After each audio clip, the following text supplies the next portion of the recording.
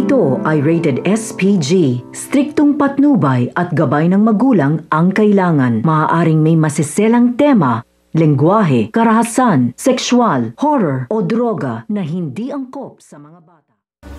Kakausapin nga nito ni Giselle ang isang babaeng buntis kung saan may pinagdadaanan nga ito at hindi nga niya kaya na hindi tulungan nga ito sa kanyang sitwasyon. Kaya naman inalok nga niya ito na ibibigay na nga ng libre ang panganganak nito. Huwag lamang ipamigay nga ang anak nga nito. Hindi nga natuwa itong si Moira kaya kinausap niya nga ito at hindi naman daw tama na ibigay na nga lang ng libre sa buntis ang panganganak nga nito. Kaya dito na nga nagkaroon sila ng pagtatalo dahil pinaglaban nga nito ni Giselle ang kababaihan at ang mga pinagdadaanan nga nito. Natameme naman nga itong si Moira dito nga kay Giselle. Sa kabilang banda, magandang balita naman dito nga kay Josa dahil may baby na nga raw sila nito ni Cromwell at hindi nga alam nga nito ni Cromwell na napulot nga ito ni Josa dito nga sa may CR dahil iniwan nga ito ng nakabangga na babae nga nito ni Annalyn.